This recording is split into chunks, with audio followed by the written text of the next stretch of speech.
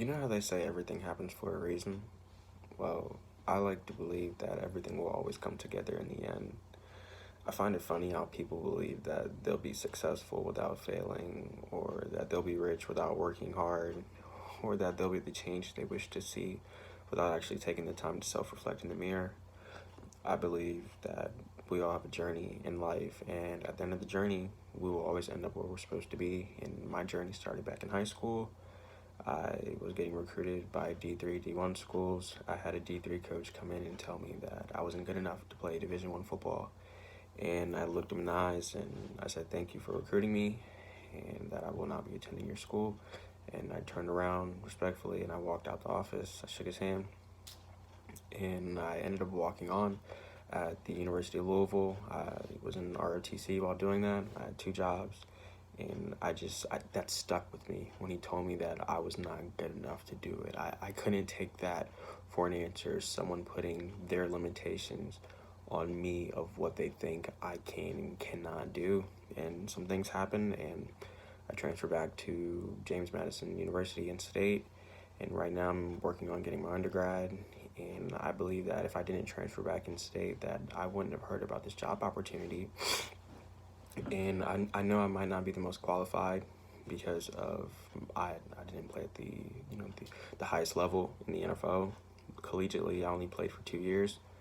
But I know I'm a student of the game. I've surrounded myself with NFL players. I have friends in the NFL.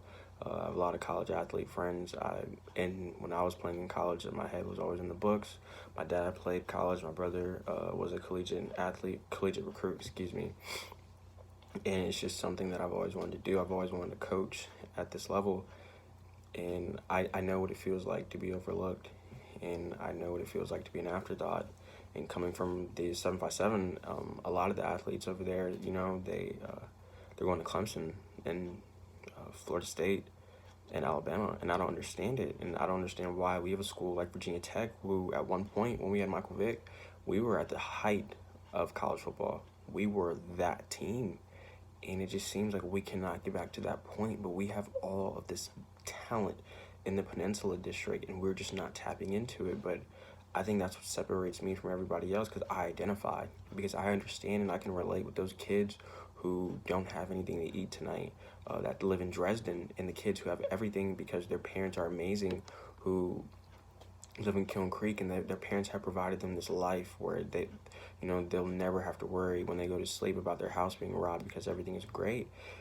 And I've made connections everywhere, from Louisville to Somerville High School in Charleston, South Carolina, that's coached by John McKissick.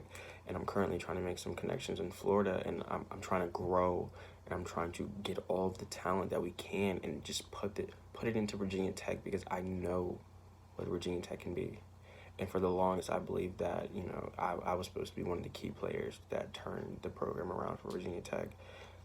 And I now realize that my journey, it wasn't supposed to happen that way. I honestly believe I was supposed to be a coach here. And everything happened for a reason, and everything led me to where I'm supposed to be. And I'm here now.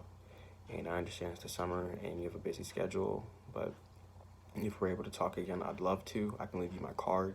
You can text me, call me, FaceTime me whenever you need to, and we can chat about whatever. Thank you.